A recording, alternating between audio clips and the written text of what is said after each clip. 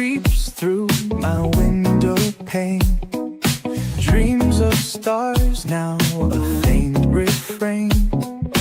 Coffee brews and thoughts collide in this early morning ride.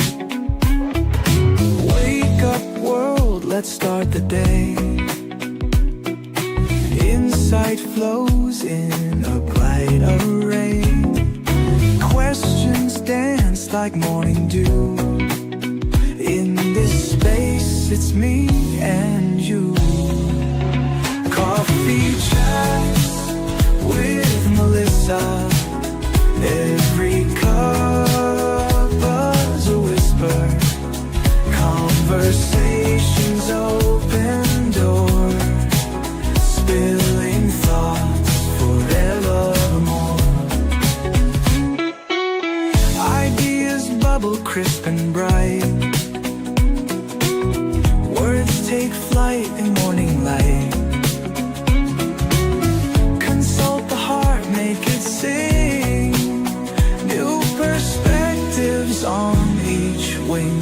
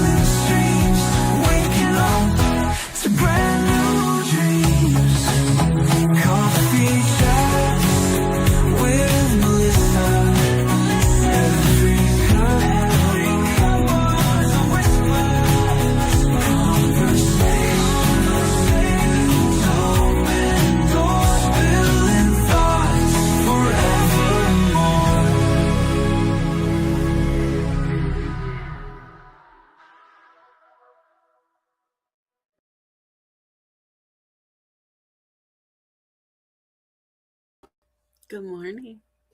Hello, Bill. Welcome to the show. Listen, guys, it's early. It is 6 a.m. on the Pacific Coast. This is Coffee Chats with Melissa in Houston. If you don't have your coffee ready, you should get it ready. I'm going to be honest, I'm cheating today, guys. I have Red Bull. I don't have a coffee. I have a Red Bull. And I'm addicted and absolutely adore, maybe is a better word, the strawberry apricot. Let me know. Is it a hard day? Is it a soft day? For you, strawberry apricot is my favorite. Anyways, that's what's fueling me this morning. I also have a little tickle in my throat, so if I sound a little rough this morning, I apologize. But I wasn't going to skip the show. This is a really important topic to me.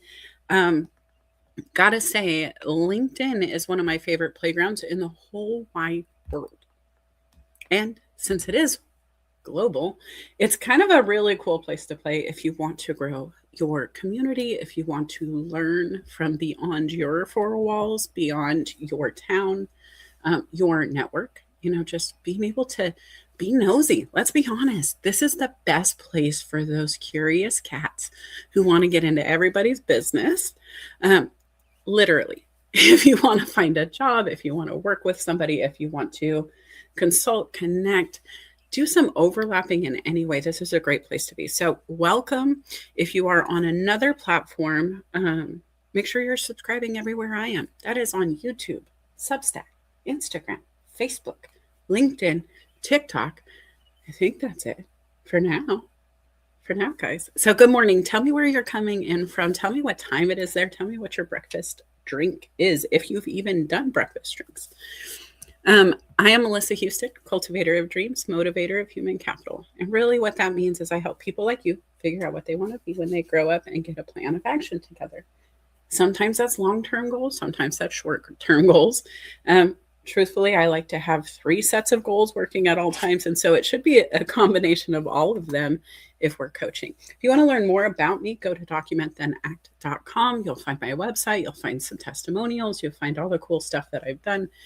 But really make sure you're subscribing on at least YouTube, LinkedIn, and Facebook, Instagram, one of those two, because I want you to make sure you're not losing opportunities to learn from me and my network. I do this show on Saturdays, and then bi-weekly I do a show with Felipe Cofino, Careers, Chaos, and Coaching. And that one is a lot of fun, but we tackle different topics. We're able to have dual perspectives on that show and share it openly, and I love that. But it's just a little different. So depending on how you study, learn, take in information, make sure you're subscribing everywhere. All right. So that's a lot, guys. Wow, I feel like I said so much already. Show's over. Goodbye. No, I'm kidding. Let's talk about LinkedIn. How long have you guys been on LinkedIn? I want to talk about LinkedIn because really the premise of my whole business mindset, life success is on, the document then act theory. You write it down, you get to work. And when I first came to LinkedIn, that's exactly what this platform was. It was a white label. Here is, the side of the cereal box that tells you the nutrition value. Yeah, everybody's read the cereal box, right? We're bored. We're sitting at the table. We're going to read something. That was the thing before cell phones were always in our hand. Sometimes it's fun just to read the label so I can feel like a kid again. I want to try to pronounce all of those different colorful words that are representing all the colors in my favorite cereal brand. But that white label on the side that just kind of gives you those statistics, the things you must know to proceed, the warnings, the recommendations, right? That is very much how I envisioned LinkedIn 15 years ago. And I think it was 2012, could be 2010. I'd have to look. I'm so sorry I did it before the show. When I started my journey here. And when I started my journey here, I was in a staffing position. I had been hired to do a semi-startup location for a staffing firm already in existence. They had one location. They had about 5 internal employees. And I was hired to learn what they did in one location and then go and replicate it by myself in another, creating a new market. Loved it, but LinkedIn was a huge tool that I used at that time. That was one of those things that I was researching daily on LinkedIn. It was better than Google at the time, in my opinion. The data was fresher at all times. The people who were there and engaging were genuinely there also every day. I joke that LinkedIn is the only platform your bosses want you playing on at work. And so we always had this gray area of being able to be on LinkedIn, even when we weren't maybe super productive. You had that access in a way that no other platform was available for a long time. And still, very many of my clients will be blocking certain socials unless you're in that role. And so thinking through all of that, it's a place where people would come. And we could learn about different industries. People weren't utilizing it the same, though. It was very marketing driven, informational focused, boring, necessary, useful. But oh my gosh, did it feel like the worst class I had ever been in. Do you understand? Are you guys with me? Who remembers? I couldn't do it their way. I'll be honest, I was here for years. And when I finally decided that I was just going to kind of use social media the way I use social media, I wasn't going to have a different personality or outfit for every website I attended. I wasn't going to put on a new mask, which is exactly what it felt like. And I don't use that term a lot, but really it's something that feels fitting in the moment, because how many of us have put on our professional outfit, toned down the true passion inside just because it's a quieter space today, and so we need to just tone it down a little. I can't do that. The problem with me is I come off very uncomfortable. I it seems like I'm hiding something. It seems like I am not myself when I have to pretend to not be me.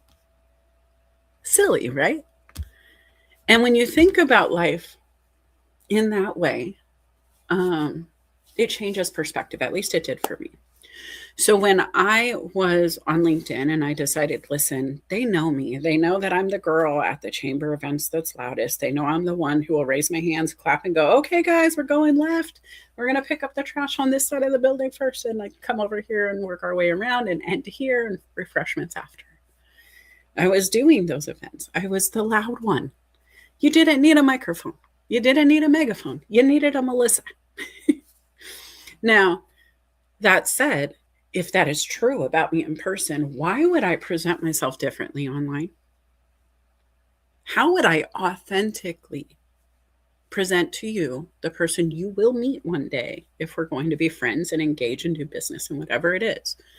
How am I going to present her as somebody who's going to be the quiet kid when every single one of my report cards says that is not a truth since almost inception? I mean, it was 36 hours of labor. I came out with a bang then. There was no quiet. It was not easy. Gregory says, how about a newspaper or magazine? It very much felt like that, right? That's what LinkedIn was for me. And it felt very white paper. Oh, I'm just going to check the comments now that I'm in. We're going to follow the tunnel down. Sean says, tuning in from New York City. It's 9:09. They're having my weekly Saturday morning eggs for breakfast soon. Today, it's a cheese omelet. Oh my gosh, Sean, I'm an omelet fan. It's probably one of my favorite food groups. If I had to pick a forever breakfast, that would be the one, because it's almost like a pizza, right? You can have pizza so many different ways that it's an easy staple to add to your diet because you just change the toppings and it's a completely different dish. I love that. What are your favorite toppings on the omelet? I need to know. I love a cream cheese omelet with bacon. If you haven't tried it, you should. All right. Jay says, when LinkedIn is your garden, you can use water to fill your void by networking. Absolutely. And Felipe, welcome. I was just talking about our shows on Sunday. And of course, you were loud. I can't believe it. You are such a soft talker. Yeah, turn your headphones down, guys. We're about to get into it. But truthfully, when you think about Melissa Houston, you guys know me best. Those who are in the comments absolutely have been around long enough to know I'm not going to be the wallflower. If you need to meet somebody and you come up to me and you're like, I am so nervous in this room, Melissa, but that person right there, that guy, that lady, that person, that human, that opportunity to connect is right in front of me, and I don't know how to go over there. I go, oh, here. And I'm either going to grab your hand and pull you along, Wizard of Oz style, or I'm going to go pull them over to you. Depends on how your knees are feeling without moving in the moment. I'm not scared to have a conversation. I have often said one conversation can change your life, and it's so true. Good, bad, ugly, we've covered it all. But that one conversation was that ripple starter, right? Like it was a pebble in the water, and it had a ripple in your life, and every conversation can. It is a seed. It is something we are planting in our soul, our body, our mindset, our memories into another human. If we're giving information today, I'm planting seeds everywhere for this LinkedIn garden. And so you have to be accountable for that and responsible for that and really decide what that's going to be. And I have no problem making a fool out of myself, throwing myself fully into the water if it means all of you will join me soon. Maybe it's the Arizona kid in me. Maybe it's the girl who had no problem jumping into the deep end of the pool first. LinkedIn for me is both the garden and the tool shed. And if you think about it, I've heard, oh, LinkedIn's a great toolbox, and I'll say that probably today myself. But I think it's a garden. I think this is where things grow exponentially. I think this is where opportunity is always one connection away. That Kevin Bacon 6 degrees, I would love to talk to him. I would love for him to come on LinkedIn. Somebody tag Kevin Bacon if you know him. If you don't, if you can just tag him, do it anyway. But truthfully, I wonder what his thought would be to hear that we have cut his connections in half by being on this platform called LinkedIn. That everybody says you're only 6 connections away from knowing Kevin Bacon because he knows so many people and has worked with so many people. What if that was your truth? What if that was the thing that you activated on here, where you could be the connection for others? And that's something that I do. We'll get into it, but one of my strengths on LinkedIn is being a connector. If you come to my profile and decide, hey, this is a person I'd like to know, and we connect, immediately you have access to my connections. You can now send connection requests to people like Felipe, like Bill, like Gregory, like Jay and Sean, and say, hey, I saw you in the chat on Melissa's show. I would love to connect. I love that you're up early on a Saturday and want to get things done or learn something new or whatever it is, right? That is an opportunity you have. And so if you're really looking at LinkedIn in that way, you can harvest here. You absolutely can. But I will say you can't harvest a ground forever without tending to the soil, right? Farmers, anybody understand farming? Anybody have a garden? Anybody ever grown anything? While I wait for LinkedIn's feed to catch up, I got to tell you, I am addicted to growing things, whether it is plants or businesses, mindsets, networks, presence, social media or beyond. I love to watch things evolve and grow and become what they were meant to be, or even beyond wildest expectations. A friend of mine gifted me a spider plant to babysit. He was moving across the country in a car, and the plant wasn't doing well after day 1 of just being outside of the house. And so he asked, can you babysit? I was like, of course I can. I would love to watch your plant. I don't have a plant. Let me do that. A few years later now, it's been a few years. I have hundreds of spider plants.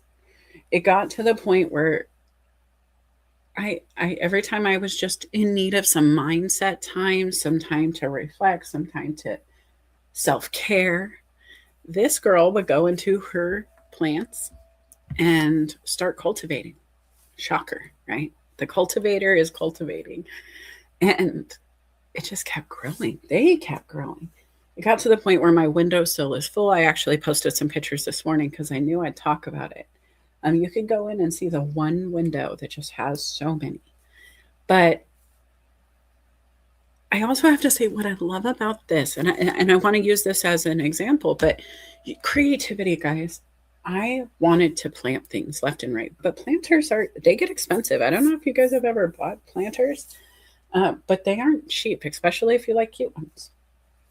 And then at the rate I'm growing these plants, it's very hard. It's like I need my own shop, or I need my own wheel to make my own pottery to put them in. But I started getting creative. I was looking around the house and I was looking for things that I could repurpose. Something that would help me maintain the water, keep it in the window, make it, easy enough to maneuver around so I can shift things as needed. And I actually got really excited one day when I was in my morning routine, right? And we're still talking about scrambled eggs in the comments here. Old Bay is the best. It's on everything. It's not just an East Coast thing, but thank goodness they figured it out first. But guys, I was in the kitchen and I was eating a croissant. I was cutting it open, putting some eggs in. I love a cream cheese croissant with scrambled eggs in. And as I'm sitting there looking at the croissant shell, the Costco one, tell me if you go to Costco, do you know what that means? I had the shell and it was 2 halves. It was huge. And it was a great opportunity for me to go, hey, this could be a planter. And so I started collecting my croissant shells, and I would just trim them down the center. I would put two on top of each other, so each croissant shell would, sit inside the other. And I used it for my planters. I just put soil in it and started putting the babies in. And that's how the babies keep multiplying, is because I have hundreds of them in these little shells. Then as I go thrifting, which is one of my favorite hobbies for self-care, and just getting out and observing people and touching things and just seeing what somebody loved at some point and then decided they could let go of. It's just a whole thing. I'm on a journey every time I go to the thrift store, but I look for these unique planters. I look for fun things that people, really nice ones, people buy vases and donate them all the time, and they're $30, $40, $50 vases when you get flowers sometimes. Anyway, so I just go looking, and I have these fun little cute things all over the place, and I'm slowly swapping them out, but I'm also selling them now. And I started thinking about how beautiful is it that I have so many plants that I need to get rid of them and just give them away, sell them, whatever. And I'm still working on a way. I want to send them to you. I got to do some research on shipping, because I would love to send you some of this, and I would love to send you some aloe, Felipe. I have some aloe vera that a friend of mine sent me from Arizona. I'm an Arizona girl, so aloe in Arizona is everything you need to fix a scrape. We don't neosporin. That's not a thing. We go outside to the yard, grab the aloe, and rub it right on your skin, right in the yard. You no prep, no nothing. We didn't even care. Dirt and all could stay. The aloe will take care of it. And so the thought of that, guys, what are those things, right? Like for me, I have to plant. I have to watch things grow. I love to see the evolution of growth. I love to see something start small and keep growing. I love to see the plant take up so much space that it's time to move it into a new container, right?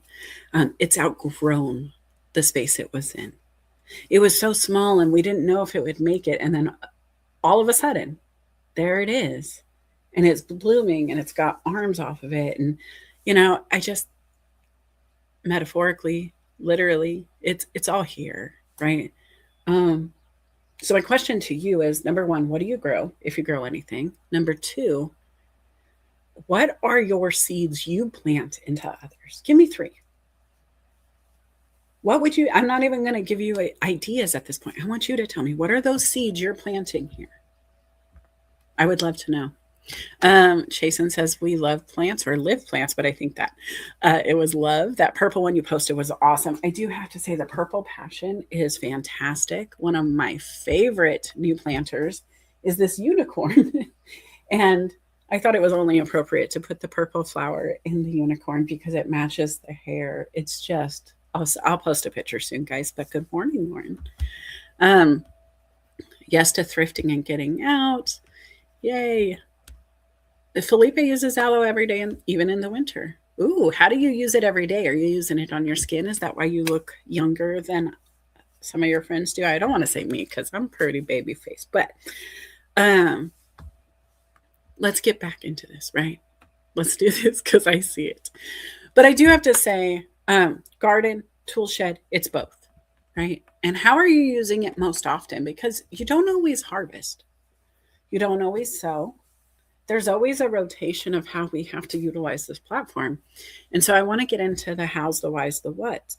But first off, I do have to say I am a premium member today.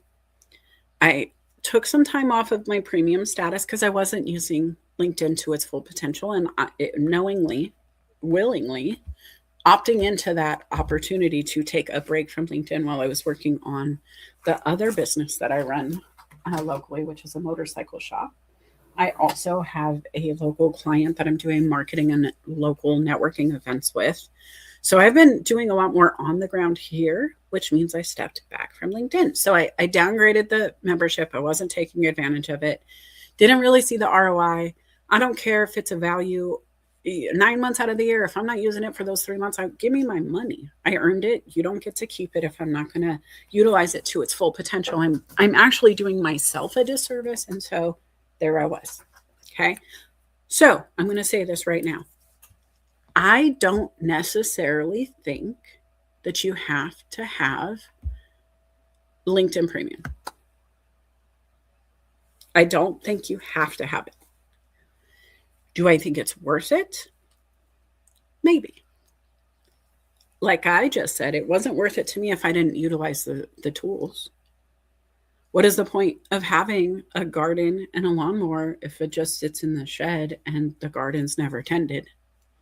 What's the point in investing in all of that, that work and time and effort of paying whatever fee it is? And it's not always cheap, guys. It depends on what level you are and depends on where you are with your company. Are they paying for it? Are you paying for it? Is it a personal investment? Is it more of a business investment? Can you write it off in taxes? So many variables. ROI has to be determined by you. But if you're not assessing it, I can't answer this question for you. You have to tell me, is LinkedIn Premium worth it to you? So the tools that I want to share, the ones that I use most often, are going to be useful no matter who you are. Whether you're paying for LinkedIn or not, I want you to have access. Okay.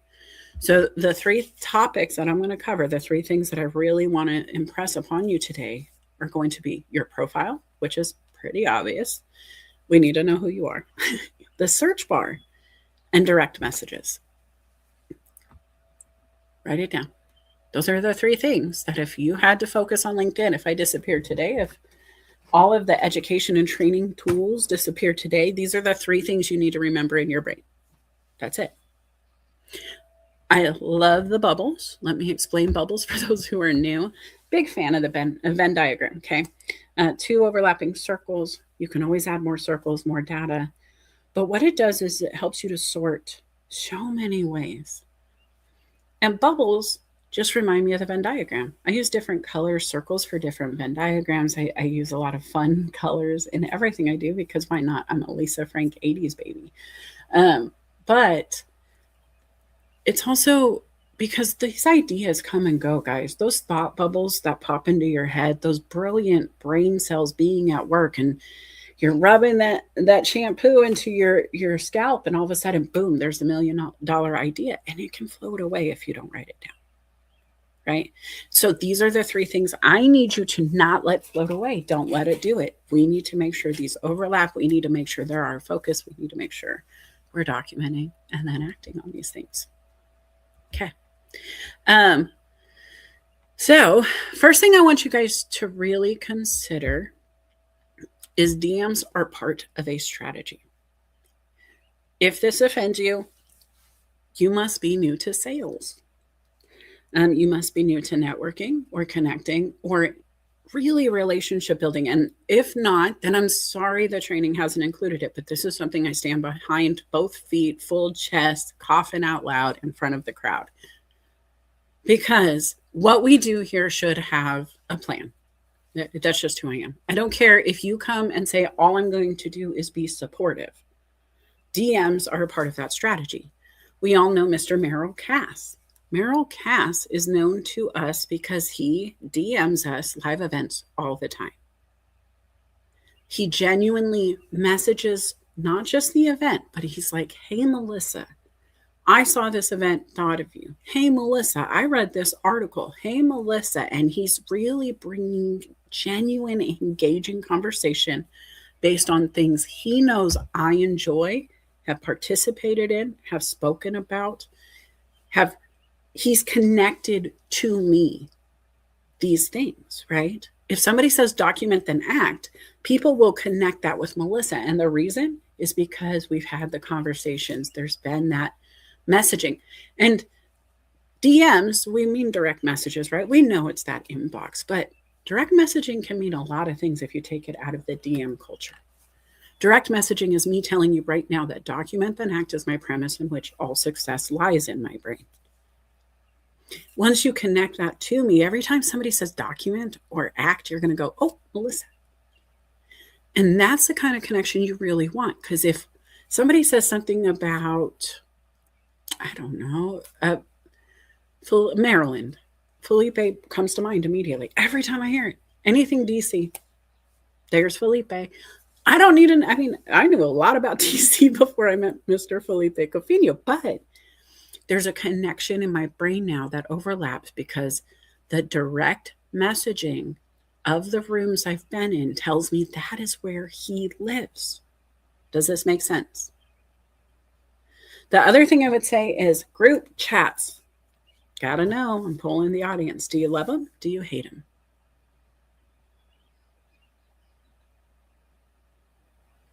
Okay. Reason I hate group chats, I'm going to say it, strongly dislike, probably would raise an eyebrow over if we were in a group session and everybody is saying, hey, what do we think about this? If you told me that was your plan of action, my eyebrow would just jump into my hairline. I don't like them. Now, have I opted into them because of projects? Absolutely. Those Slack channels that are very concise about the thing we need to speak about here, absolutely. Still part of that connection, right? But I really hate it when I get added without permission. I don't love it because it puts me, and I'm going to use me for this, but guys, think about your strategy here. How would you feel if I said, hey, I want to be friends, I want to have a conversation with you, but I brought 20 people with me when I sent the message? Or when I came in to ask you a question, or I said, hey, can you come over? We got to talk. I have some things I want your insight on. And all of a sudden, there's a group of 20 people, and I never warned you it's happening. It's not going to work. That's not going to get connected. That's not going to really leave people with a great feeling in their tummy, right? At least not in my network. Does that make sense? Okay. Let me see here. I want to go back to the comments because they are popping off and I don't want to miss this. They are chatting here, and Chasen says, my name Melissa. We use it for nonprofit because we can connect with more folks, not being handcuffed by only 5 to 10 requests per month. Yep. I love using premium for nonprofits because it is hard to grow. And if you're doing outbound networking, if you're doing outbound engaging, especially if you're trying to do a sales or supportive ask, right, where you need people to opt into what you're doing, then I definitely recommend it. Lauren says, guys, if you're not following Lauren, you should. She's a really good friend of mine. In sales, it's worth it. So you can see who's viewed your profile, but I agree at times it's not worth it. And I love to see who's viewed my profile. I will also tell you my part of the strategy is it's going to be really hard to find anybody else who has the title Cultivator of Dreams, right? And it's going to be hard to find anybody else who does certain things on my profile. And so when they're like, hey, somebody from this company searched for you or looked at your profile, it can help. Even if you're not able to afford the premium, you can do some research. You can get some hints and clues and try to figure it out. That said, just stay engaged with the people you want to engage in. And the ones who are serious about it will absolutely reach out to you if you give them permission. And do you tell them, hey guys, if you're enjoying the show, just message me and tell me you enjoyed the show. Hey guys, if you like Coffee Chats with Melissa, feel free to reach out and just let me know. Hey, if you have a plant that I should look at for my garden so I can go through the rainbow, let me know, right? These are ways that you can get connected with permission. You can give permission as well as get permission. Lauren says, I'd rather you be verified than have premium. Ooh, this is a hot one for me. So I have thought about verifying my email. Are you guys doing your work emails on LinkedIn? Because I did the verification on LinkedIn where I use my ID to confirm I am the Melissa in Houston. But what about your email verification? Are you confirming your work emails? Elizabeth says, aloe is the best natural skin healing plant. I have it at home, use it all the time. Yes. Oh, Chris says she couldn't get on LinkedIn for some reason. So, hey, thanks for joining in on YouTube. You guys, if you're not subscribing on YouTube, please go do so. Sometimes these streams have some wonky issues. Today, for example, Facebook said, no, we're not going to connect. We're just not going to. And I said, well, that's fine. We can work around that. The people who are meant to find it will find it. Okay, I'm going to try to get in here. Let's see. Meryl is an amazing connector. Yes, yes, yes. Okay, this is the comment I wanted to find. Guys, if you know Lauren, which I know Lauren, One of the things I love most about her is her headline. And I want you to go check it out because this has sat on her profile for years. This is her gift. This is a strength. This is something that she has harnessed exponentially on this platform and continues to do every day. She teaches about it. She has a whole brand and a show of her own. And she has absolutely blasted this from the rooftops. And recently, I got to see a screenshot of this guy who's using the same headline. You're not going to be able to connect to me if you're stealing from my friends. You're not going to be able to be genuine if you're taking somebody else's concept and just applying it without any consent. If he would have reached out and said, hey, can I use this? That would have been a different conversation. If he would have said, here, quote, just the quotation marks around it would have given hint that it wasn't his own. None of that was there. That is not genuine, in my opinion.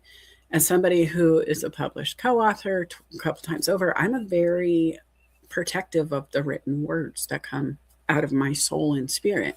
And if I have done the work to get there, I certainly don't want to see others taking that. And I'm certain that would be how, Lauren would feel here. I don't want to speak on her behalf, but guys, how genuine is it if you pop into another recruiter and just see a copy paste, just a stamped out version of your profile? There is something beautiful about being monitored, watched. Nike's just do it. I don't copy it, but I replicate their slogan often. I speak it into existence. I give them full credit. We all know just do it is not mine. And I speak it, but at the same time, giving full credit, not making it my brand. It's just something where I can say, hey, this overlaps with a mindset of document then act. Once you get it down, just get to work kind of thing. But it's not the same at all. And that's the value of being different. I teach my clients, if all the salmon are swimming downstream, I just want you to jump upstream for me. The one salmon that's going to stand out is the one that's jumping differently than the rest. You don't want to look like everybody else. So if you're copying, that's crazy sauce. Same with a DM strategy. If you copy paste that DM, it's going to come back around to get you. It is. Somebody's going to know that is a copy paste. LinkedIn's going to mark you as spam because you're repeating the same thing over and over and over. So really try to get to know your people.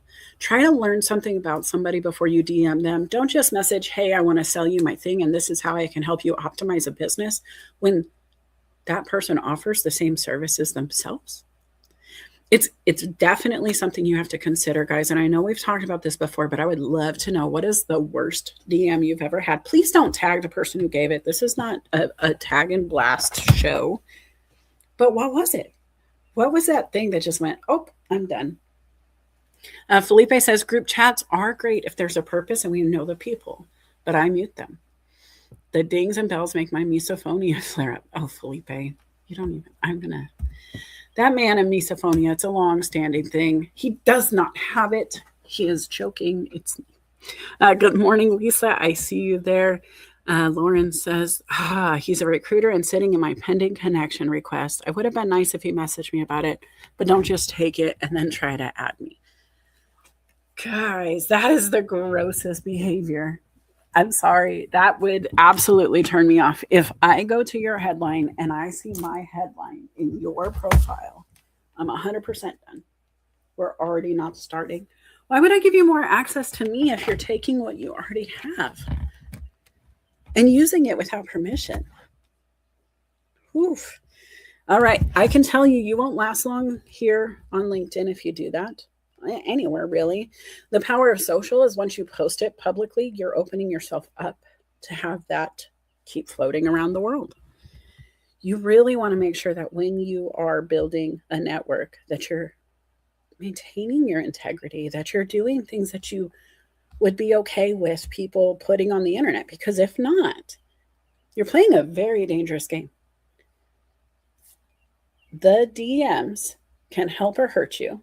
Screenshots, I've seen them come and go around here, and I don't think it's professional to have it happen. But just remember what you put in writing as a compliance person, that's solid. That is take it to the courthouse solid. So once it's in writing, make sure you mean everything you say and you're willing to bank your entire professional career on the things you're doing. Because truthfully, we're going to know.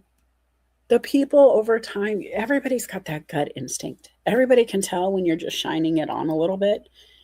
It's going to rub them the wrong way, and it's really not going to last forever. It's not. You're going to get tired of trying to be something you're not, and the cracks will show. And here's the crazy part, guys. If you just show up as yourself on this platform, the whole platform will play with you. When I showed up with this image, this kind of the vibe, right? I have glitter and sparkles and colors. I'm using bubbles and Venn diagrams and elementary education concepts. And I do it different.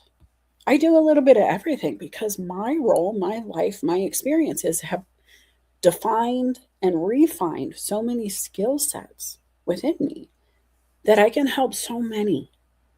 And so I love to say I'm a great starting point, but what I started with to get to the point where I was doing enough sales to sustain my family as a solopreneur and just having clients who paid me monthly to work with them for them. And that's how I sustained our family. It was being myself. It was absolutely showing up on LinkedIn like it was Instagram, like it was Facebook, because it is. I know they say it's not, but what's the difference? Truthfully, is it just a different suit? Maybe one's a three-piece, one's double-breasted. One's more of a biz cash look, maybe flip-flops at the beach, but we're still on a work trip. We're still on vacation with an umbrella in our drink on Instagram. It's still business, just a different version of the business. We get to post our vacation pics there. And I was like, why do they get to tell me where I get to live my life? As an American, maybe I'm just a little bit empowered by the freedom of speech. As a woman who knows that women couldn't always speak their mind, I absolutely take advantage of that. And so when I came to this platform and I really tried to do it their way, I got to about 1,200 connections in 10 years' time. When I started doing it my way, I got to 12,000 connections in about a year and a half, maybe. I don't want to lie to you guys. I know my progress has been out here. I have posted as I grew, but truth is, once I went on as myself, my profile exploded. So let's talk about ways that I helped it explode. The common sense thing is to say, okay, go to your profile, make sure, your work history is there, make sure you're connecting to people within your industry, ask for recommendations from people you've worked with, make sure your skills are up to date, make sure all of these little things, right? And we can talk about it if you want. We can. Let me know in the comments if you want me to do an actual profile breakdown on this live show today. But what I really want to focus on beyond the profile, which I think, and I call this the Pokemon card. It's your baseball card. As a marketer, somebody who understands, how much time you have when somebody opens an email, looks at an image, whatever. You don't have long, guys. You have seconds to capture their attention. So me, with my colors, my bubbles, my shiny, my sparkly, I tend to keep attention slightly longer because I know what catches the human eye.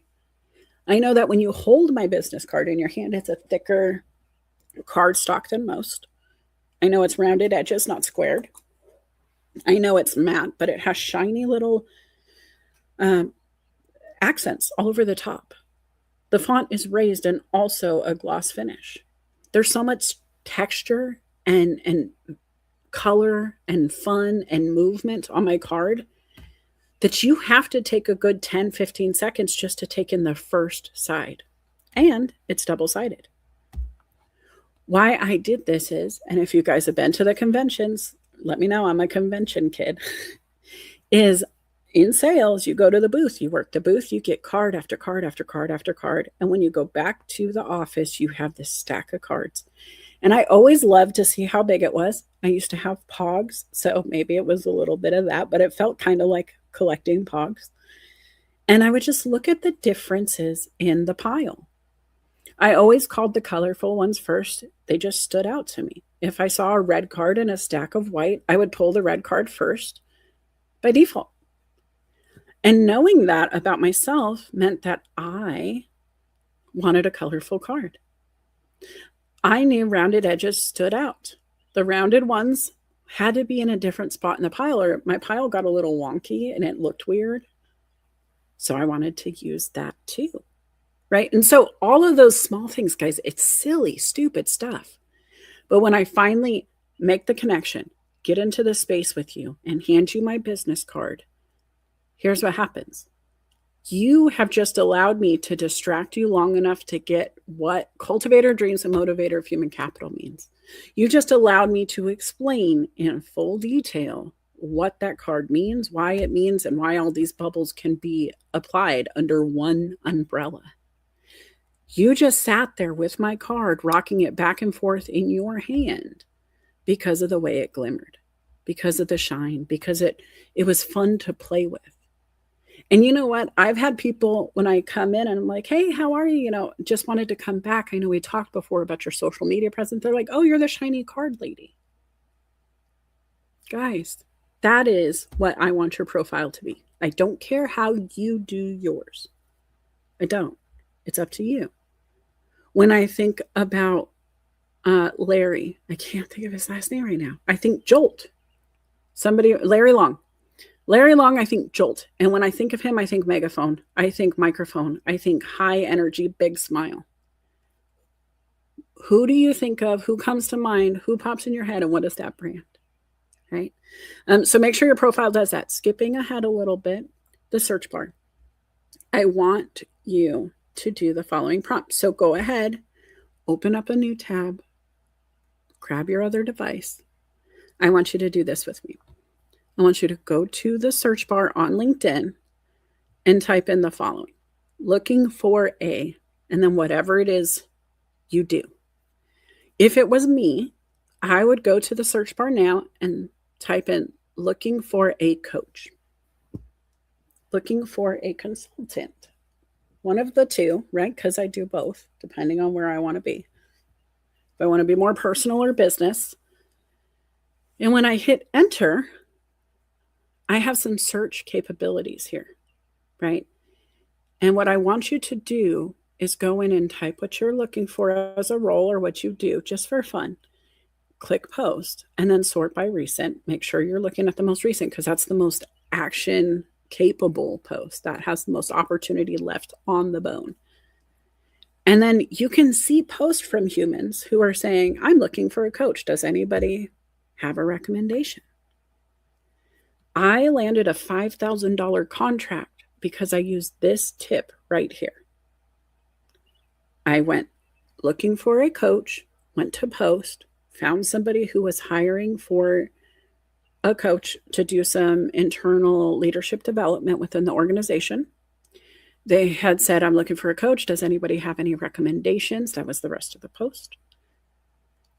Feel free to tag them. And I was like, hey, can I recommend myself? That's the comments. And when I did that, that created an opportunity to have a yes to a DM. I have the opportunity to sell my services, to discuss how I can help, to tell everybody about myself with permission. And that created the opportunity to cash a check. Now, if you are a machine operator, right, let's go to a different side of this. Maybe you're on LinkedIn looking for jobs and you're not necessarily selling a product or a service or trying to meet everybody to do that. You can say, looking for a machine operator, hit enter, go to post, and you're going to find HR leaders and recruiters who are looking for a machine operator.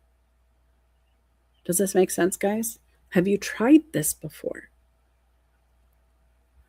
I want to share my screen here. I'm so scared it's going to mess up what I'm doing, though. So I'm going to be very careful here when I'm doing this. But I want to show you guys my search capabilities and what I do when I'm looking at jobs. And so let me just get this to a spot where I can share. Okay, sharing screen. Let's see here, and we are going to share this one. All right, guys. So we are live in my LinkedIn. Right now, you are seeing the premium version, and we are in the job section. What I want you to understand is this may be different for others, right? Because premium has its own features. So if yours doesn't look identical, please don't panic. It's okay. But what I wanted to share is I have some free memberships, some free premium uh, test runs that you guys can do. I believe it's 2 months of free premium if you want it. And so if you're interested in having the free version and you haven't tried it yet, please message me. Now, what I love about premium when I'm job searching, especially, is how it will assess whether or not I'm a good fit for a company. And so here, where I have put in some search criteria just to show you guys today what we're looking at, I put in that I would be looking for full-time management, sales trainer, customer success executive, or office manager, on-site, hybrid, or remote in my town. I felt like this was fully encompassing of a lot of skill sets that I had, and it would open up the door by telling them I would be open to work in any way. So, based on those preferences that I set, I have some opportunities here: digital customer success specialist, customer success manager, manager of customer success at 1111. And I do like the fact that 1111 popped up today. So just wanted to shout that out. Here are some local jobs where it says I would be a top applicant. It doesn't necessarily align with what my preferences are, but they're giving me some extra recommendations based on what they think I would be a good fit for. And then you can show companies you're interested. So maybe you're not sure what you want to do, but you would love to work for Amazon.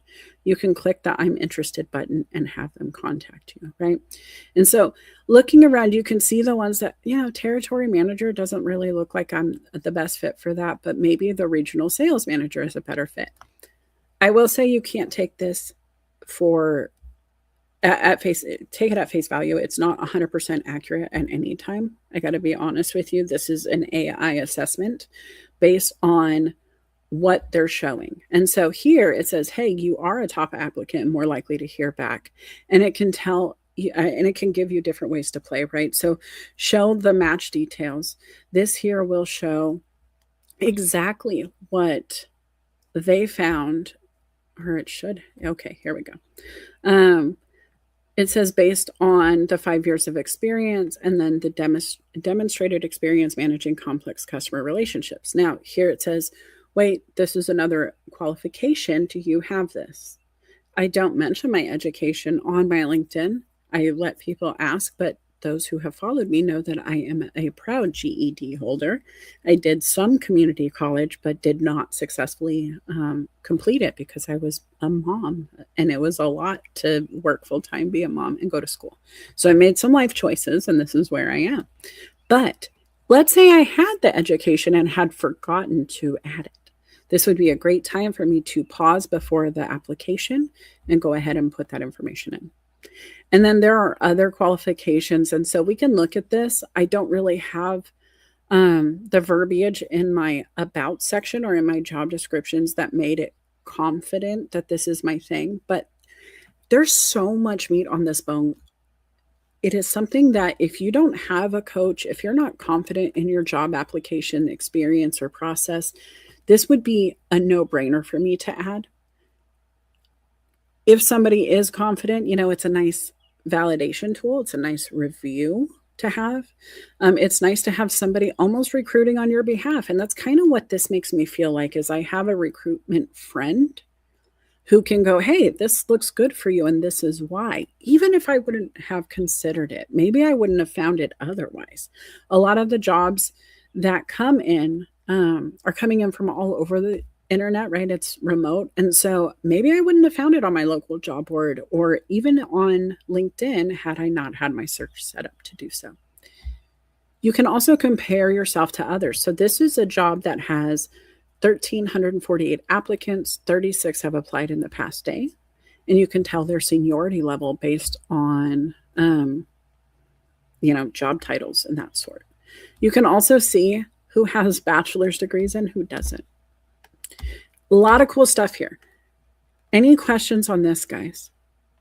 I do want to give a quick review here. You can sort. If you don't have a lot of time, you can go in and sort the jobs to see, maybe you're here every day and you know you're here every day and you're looking at everything every day.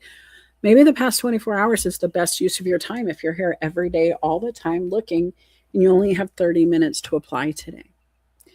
I will tell you, there's a lot of success to be found in those older job apps. Sorry, can't talk all of a sudden. Because if they haven't closed it, if it's still open, they haven't found their person. And you could be the person they're looking for, but because it's an out of date application or a job opportunity, in your opinion, you may be missing it. And so don't be scared to try. Sorry, let me close this here. I'm also going to say this easy apply button. I'm torn on it, super torn. I have used it. I think I'm torn on using it because I like the fact that some companies go, yeah, go ahead, use the easy apply, make it easy. We can look at your LinkedIn. We're wise enough to get it done. We could do that. We can always look at your resume later and dive in more. Only one applicant has applied here, and it's an easy apply job. And so I would have to look at the job description and figure out, why is this, commission only? Is it something that says you have to have a ridiculous requirement? You have to wear a rubber nose to work every day and look like a clown? I'm not sure. Right? But when I'm looking at it going, there's only one person who has applied. This is from the past month, 4 days ago. Why wouldn't I just click apply? And if I want to stand out, I can actually go to their website, do it directly, which is cool. But if you have 30 minutes and you really want to get in, this is not a bad idea right? Because look at the difference in the applicant pools of those who didn't have an easy apply button, those who did. I don't understand the variable here, guys, but which would you rather put your finger in right now? Which one would you rather throw your hat in if you had to pick just one? You can come up here and let's describe the job you want. What's really cool is they are building in some of this AI, absolutely will help you figure out some of the terminology. Maybe you want to be in banking. We can click that. It will automatically sort for you. Maybe you're like, I don't want banking. Oh, I don't want banking, but I do want to be in the state of Washington. Being able to do that is going to open you up to opportunities that are local to you, in your industry, in your air, whatever you need, guys. Whatever that is, you're going to be able to filter. Maybe you don't want to fight a lot of people. I love this under 10 applicants button. It shows those jobs that are hiding right in front of you. It shows the jobs that others have missed, even if they've been sitting there for days. And when you start filtering down and just keep going, you really have a lot of opportunity to weed out the stuff from your garden you don't want to be bothered by, right? And so think about the things you want to do. You can ask it, help me stand out. What is it telling you? It would recommend for Melissa to stand out. It says, here are some of the suggestions. So I should emphasize my ability to lead and develop teams, right? Showcase your proficiency with MS Office and any relevant software tools, and consider mentioning your experience in managing customer satisfaction and resolving issues. Okay. I have done all of those things. Did I give myself credit in this exact terminology? Absolutely not. Would it help AI to understand what I did better? Absolutely. And if AI can't understand it yet, then maybe the human in front of me may also have some questions. And then this one here, guys, you can create a cover letter. Having no cover letter is fine. Having a cover letter done by AI, people are going to turn their nose up.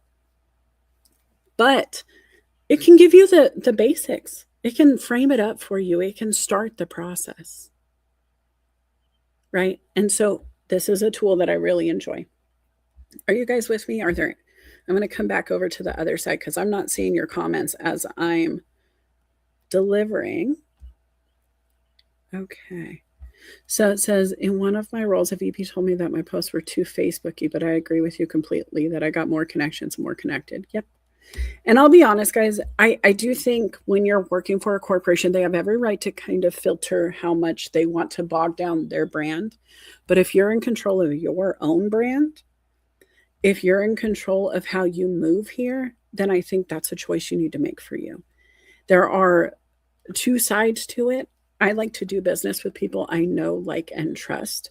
And so if I don't have that there, I'm kind of a little nervous. Does that make sense? If I don't know something about you, then how am I going to remember who you are, what you do? It's a memory thing for me as well. And so I think there's so much value in the social Saturday experience that we all started enjoying way back when, where there were post upon post of people and threads just all connecting. The social Saturday chats that happened today later with Felipe and his friends, his other friends, because I'm on that list, where they are networking and connecting and teaching different things from their tool shed, right? Different ways that they cultivate their networks, different ways they use the tools here on this platform. We're all doing it our own way each week. You have to figure out what works for you. Okay, I'm going to stop sharing for just a moment. I want to come back over here. The other thing I want to do, oh, I'm not going to stop sharing. I shouldn't have. I'm so sorry. I'm coming back. Here we come. Sharing screen, going back to this tab, and we're back. Okay, so maybe we don't do jobs. Maybe you want to find people instead, right? Maybe you're here to connect with people in your industry. Well, customer service representatives in Washington all can pop up that way too, right? Now, maybe I just want to see the people I'm connected to in Washington. There they are. This would be a great opportunity if I know somebody in my network who is hiring for somebody. I can reach out, right? I can look at the profile. I can learn about who they are and what they're doing. This is a former consulting client of mine, guys, just so you know. He is a good friend still. But being able to filter, I did not realize he would have come up in that search based on the information that I typed in, but that's really cool to know. Maybe I want to work in my network, but now I need a lawyer, legal in my network. And I want second connections because maybe I want to grow my network in the legal industry. Well, now here I've been able to filter 2 second connections. So anybody my connections know are now on this list. And that's the value of that 6 degrees of Kevin Bacon is if you're connected to somebody, I can now send them a connection request much easier. If I go into a third connection, now I'm going to have to use special tools to connect. You have some limitations on this. I believe there's only so many in-mails you can send per month, or if you're not connected directly to be able to connect. And I'm not sure what it is, guys. If you guys know, please feel free to drop it in the comments. But this is a great way. And Gregory Liverpool, I'm talking to you. You can come in here and you can put talent acquisition.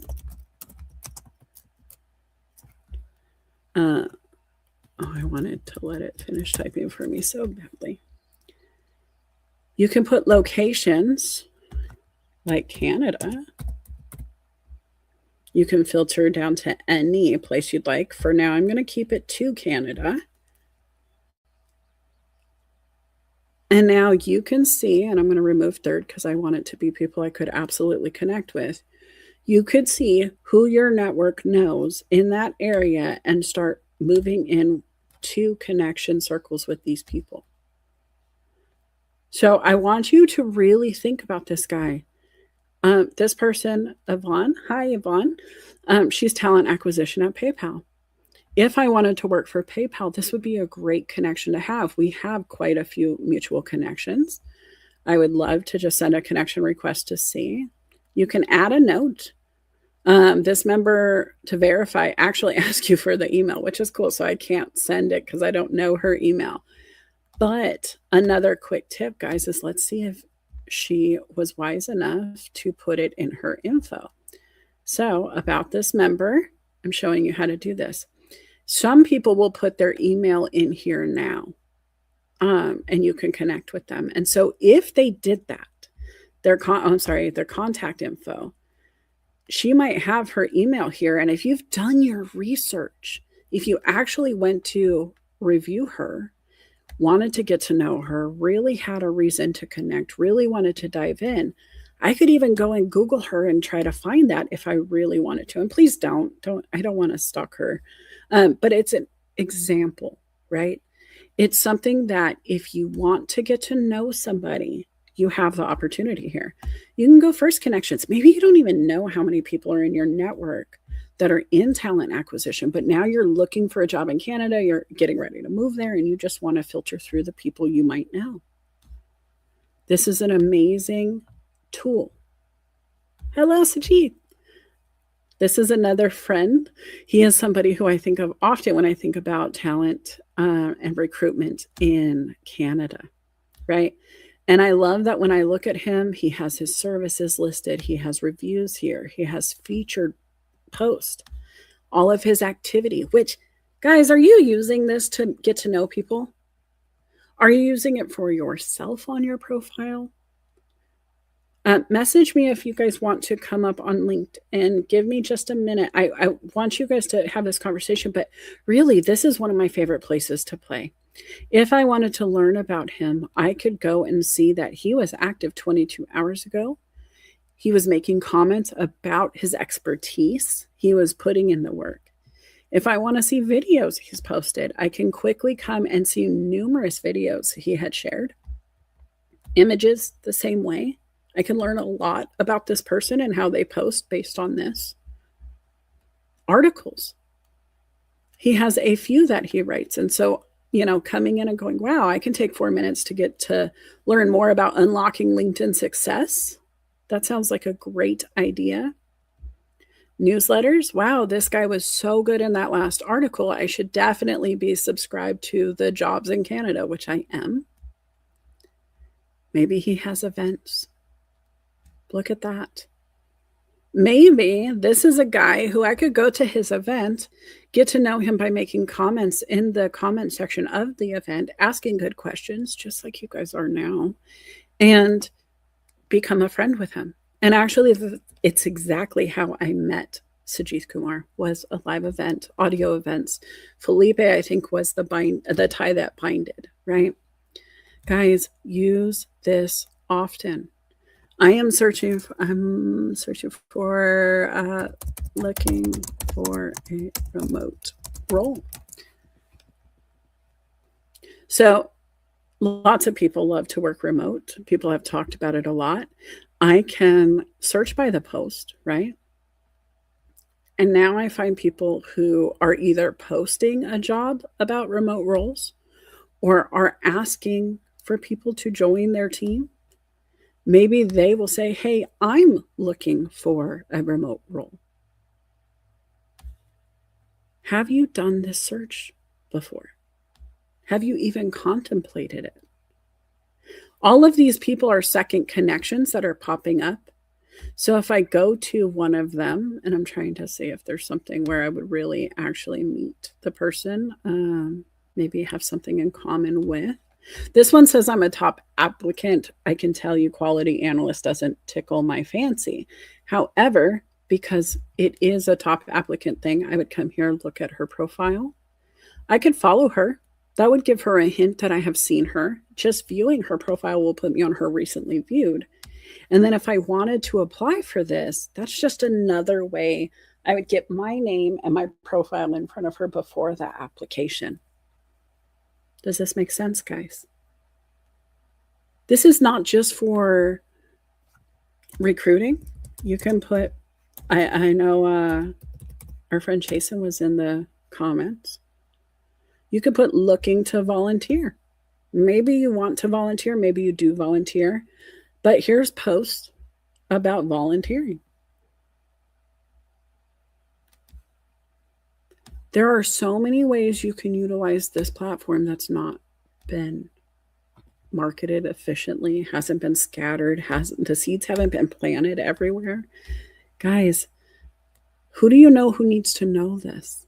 I'm going to go ahead and stop sharing real quick. I want to come back to my StreamYard. I want you to give that a try. Take a screenshot right now. Take your camera out and take a picture of your laptop if you have to, whatever it is. I want you to think about the ways you can use that search bar based on what I showed you today, right?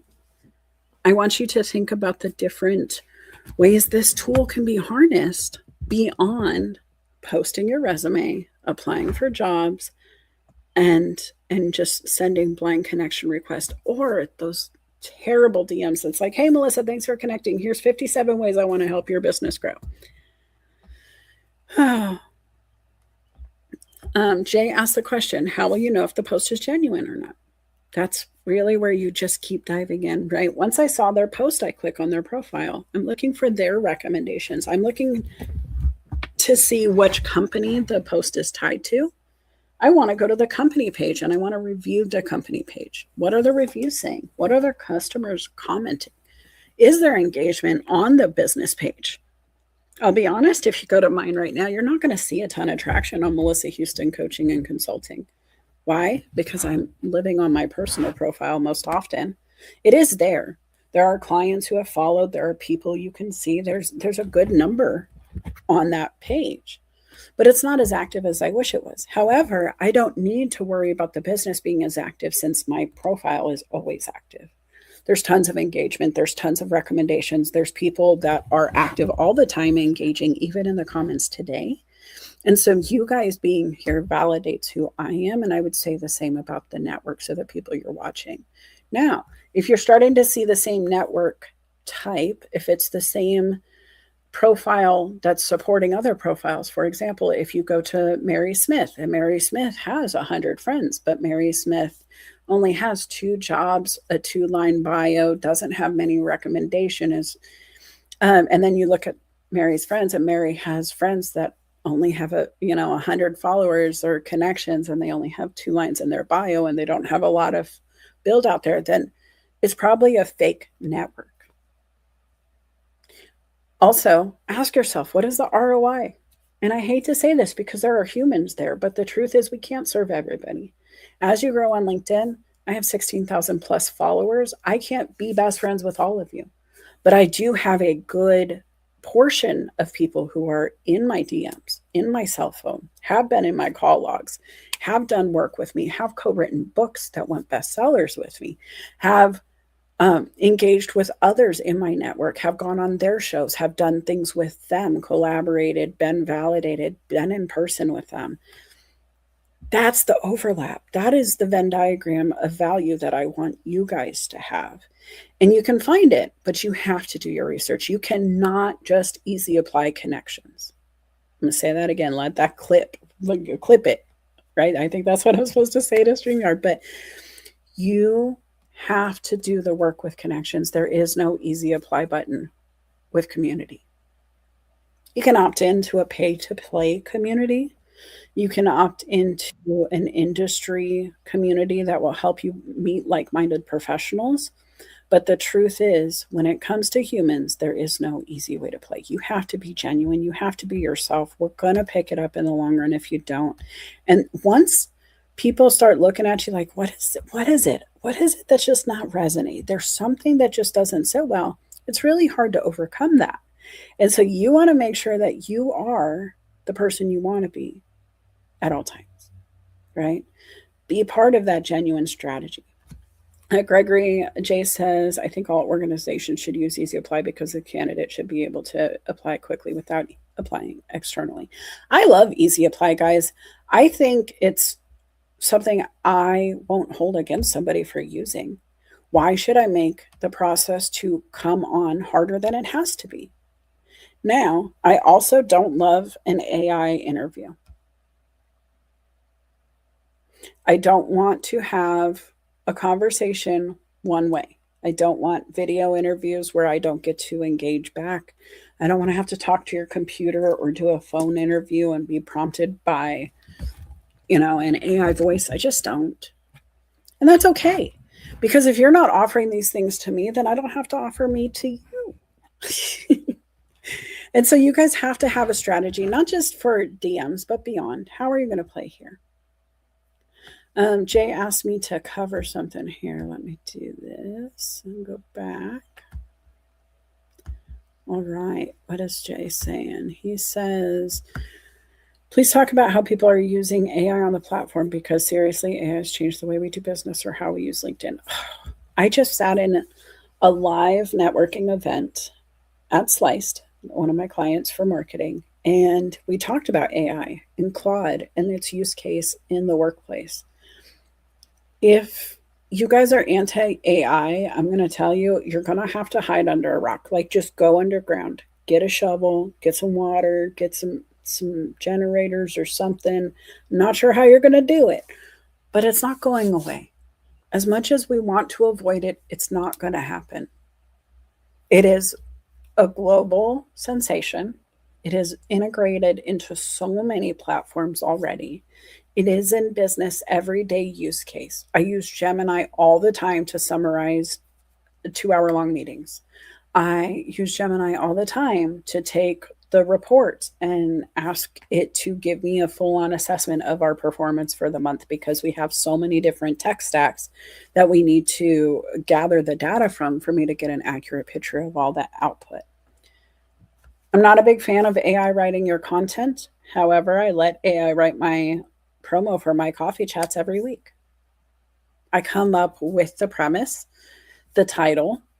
I tell them I want to do a show on your LinkedIn garden, and I like the idea of it being both the garden and the full tool shed. I want people to be able to cultivate relationships here, but I also know this is a tool and it's a business tool and it needs to be used as such and it needs to have ROI and value. So let's talk about it. So I use it, but I don't want it to be me. I don't want to use AI photos of myself. I've tried like the fun ChatGPT cartoonized version, and that's okay. But I don't want a makeover. And that's just me. Because when you see me in person, I'm not going to look like that other person. And so I don't want to do that. But that's me. There are others who would say, oh my gosh, Tony Stark it up, AI to the sky. Let's just do it. And that's awesome. And the people who love AI to the sky are going to jump right on over there. They're going to zoom on over. That's not a problem. You have to pick it for you. If you don't like the content you're seeing on social, unfollow, block, remove. You don't have to engage, but we don't need to control either. And so that's the problem is I think we need to use AI with some moral compass. I think we need to make sure it doesn't replace us because as somebody who likes to put pen to paper, there's no greater experience in my brain. AI can only do so much. Sometimes I'll use AI to prompt me, like, hey, I'm a coach. These are the pillars I use to coach on. What are some content ideas? Can you give me some concepts for shows? What are topics I could cover? What are things people need right now? And I can have that conversation with it, but I don't think it should replace you. Oh, Gregory came in hot, but we need to have all caps. Listen, that's not what the show is, though. And telling me on LinkedIn about it doesn't fix it. There are absolutely things that need to be put in place. And I agree. And you can go find those people on LinkedIn who are in politics, who can make that change, who are leading the way in the industries that you're talking about, who can have the conversations at the table. The motorcycle industry, for example, is one that is vast. There's so many facets of it. But where I work, the CEO of our organization sits on the board of directors for the industry. He has front row seats to be able to make change. And we listen to the customers first. So when we take their reviews, their insights, their feedback, he can take it all the way to the top of the table because he's in the right position to do so. So make sure you're following the people who can do that. If I had an industry specific issue, I am connected to a person who is connected to the people who can make the change. But until I bring it to him, he can't help. And so that's the other facet of this platform, guys, is you have to strategize your connections to make the change you want to make. If I want to help teachers transition out of the schools, which I did, that was something I did for years, around COVID. Everybody was leaving the industry. Nobody knew what was coming. Everybody had so much anxiety and stress, and school was already hard anyway. Teachers are already going through it anyway, and then you add that extra step. When I focused in, I was coaching nonstop on those things, and all I had was a network full of teachers who wanted to transition out of their workforce into a new industry, and I was helping all the time, and that's all I focused on, and that's what my profile was. And it was great, and they're still there. But I've shifted perspectives and focuses over time. I wrote books, I did other things, and that changed my network. That changed who I'm engaging with. That changed the topics that LinkedIn provides to me. It changes lots of things. And so we have to be very specific about how we engage here too if we want to be razor sharp. There's a difference on the platform when you go into the tool shed, right? You guys have that razor blade, and then you have an axe. They both will do cutting, but they cut different ways. They have different surface areas. They handle different tasks in different ways. And you can be both. On LinkedIn, I am a coach and a consultant and a connector, and that is the axe. Those are the 3 hits with my blade that I can give you. Widespread to help you cut down the tree of any of those 3 things. If you want to get surgical about that, if you want to really make sure we're just talking to the one person you want to talk to, I can do that too. But when you get free Melissa, you get axe Melissa. When you get paid Melissa, you get surgical Melissa. You have to define how you move, where you move, and how. Gregory, if I could give you one piece of free advice, it would be pick the thing we need the compliance on or your passion on the most. If it is AI, I would talk solely about AI. If it is HR, talk about HR. If it's neurodivergence, do that. If it's all 3, then diagram that and figure out what those 3 bullet points are that actually tackle all 3. And really, it sounds like governance, agency, accessibility, regulations. Those things are things you're passionate about. But you also sprinkle in sports and weather and analogies and local things. And so it can bog it down. And I think that's something you got to think about too, guys. And I'm not picking on Gregory. Gregory does a great job on what he does. But if he wanted to be surgical about his presence here, he would have to eliminate the extra conversations. Sajith Kumar comes in and he's very surgical in the way he presents his data. He will speak to us in these rooms and be very personable. He's an axe. He will tell you, I'm a recruiter. I like to color. I like to do these things also. But when you go to his profile, he's 100% focused. That when I went to his profile and he didn't know I was going, guys, you can tag him and tell him I went. There was no question what he talks about on the internet. When you go to my profile, I'm confusing a little bit, not going to lie to you. And that's okay because I cover so many different facets with my Venn diagrams, right? When you're a life coach, when you're a business consultant, there are so many pillars that can happen in that moment that for me, I can't always be surgical. I do need to be an axe. I need to be a freaking chainsaw. I can tell you I can go into the woods with you and clear the path. But when we need to just trim a little, just cut off that one small piece that's rotting at the bottom of the root system to protect the rest, we get surgical. It happens with plants in the garden too. You have to monitor. You have to weed out the bad stuff. You have to cut off the stuff that's not helping you grow, but taking away. So many facets of this on LinkedIn. Have you guys assessed the ROI for you? Have you assessed what your time is bringing? Right? Is LinkedIn Premium necessary? I don't know. But are you making premium use of LinkedIn is my question. Because this free platform, and I'm going to say it again, it's free as long as you have internet. This is a free platform to use. With that search bar, you can do anything you want. You don't need permission. It might slow you down to not be able to direct message everybody you hope to, but if you're being surgical, it shouldn't slow you down. LinkedIn figured out the algorithms and the rules and the boundaries and the guidelines early. And they did it to protect us from spam. They did it to protect from abuse of the tools that they're providing us. They want to make this free place something that's beneficial to all who use it. But it's only as good as the people who are in your network. It's only as good as the way you utilize it.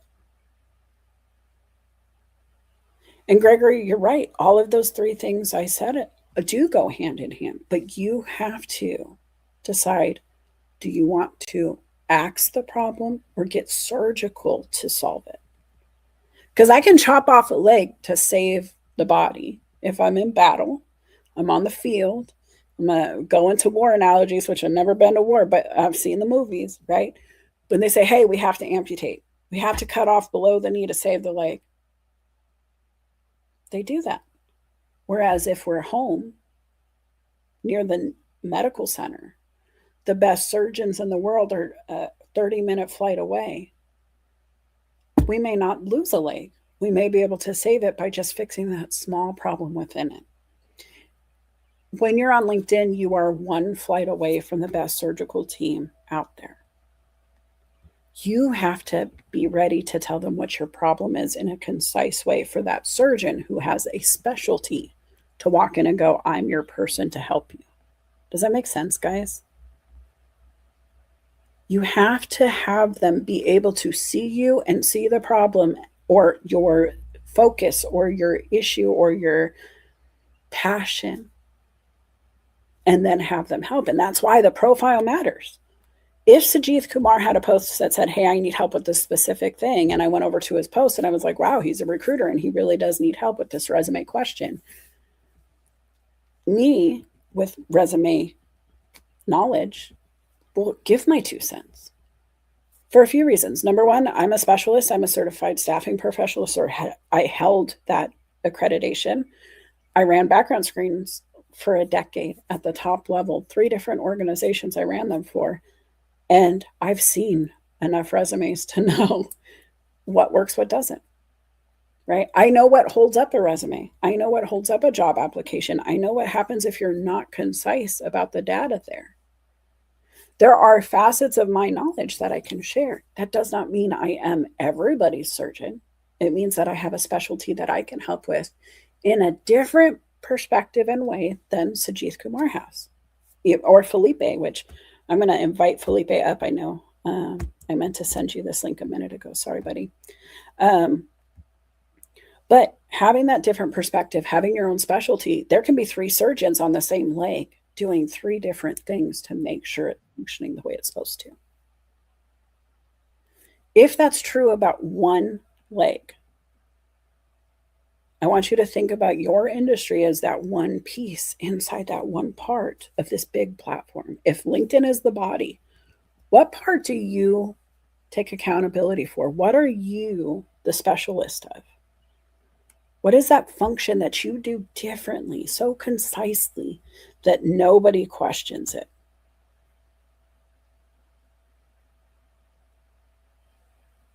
These are things you have to answer for yourself. If you don't know, I can always help. And I'm just going to do this real quick, guys. I do have a special going. I've been running the special for a while now. If you're individual, we can do a 30-minute power up on your profile, $125.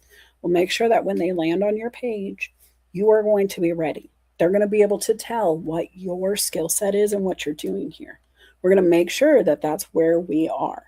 And then if you're a business or you have a team and you want to do it, if you guys have a group, you want to come together with a couple of friends and just work it out, still $125 a person, but you get a bigger session. The more people, more time. We'll do some one-on-ones in the group, but you can listen to others be helped. And so you can learn from the experience, not just for yourself, but even how others were given information and work together. I think it also helps when you're in a collaboration team because then you guys can support each other through the grow, keep each other accountable. It's really helpful.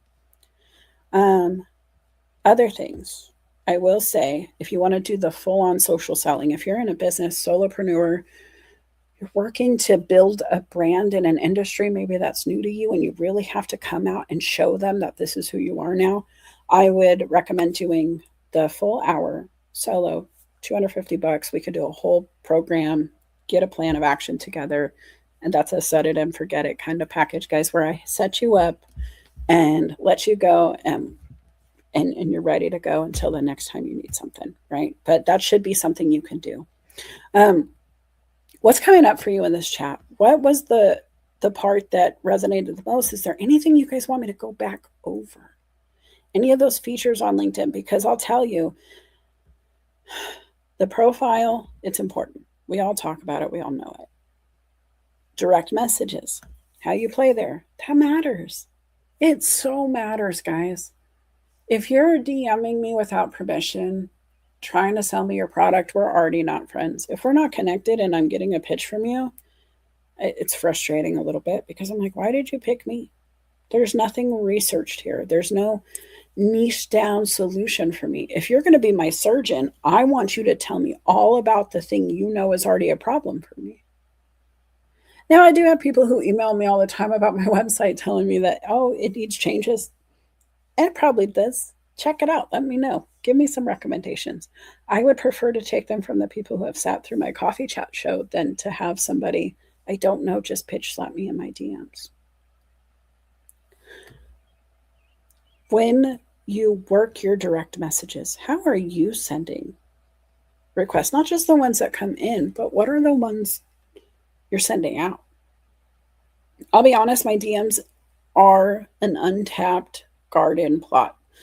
It is something that has kind of been in the back of the house. It's something I haven't really visited much. I know there's something back there. I know there's a lot that I can go and cultivate. There's probably some onions and potatoes still in the ground, but I haven't touched it.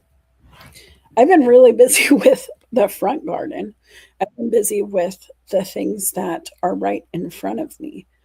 And that's okay. When I'm ready, I can always go to the garden that's sitting there. I did use LinkedIn Premium for the away message. For a long time, I wasn't utilizing that function, and I missed it. Because when I was very social a few years ago, you would message me and it would say, hey, so sorry I missed you. I'm probably out blowing bubbles, catching rainbows, blah, blah, blah, blah, blah.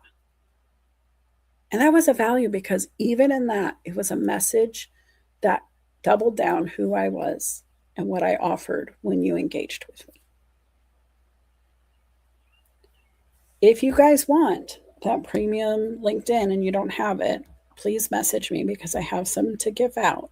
If you want to come on stage and talk about LinkedIn, the profile, what's your favorite part? What is it that stands out in a profile for you to say yes to the dress and engage them? What is it about a direct message that captures your attention and makes you want to engage?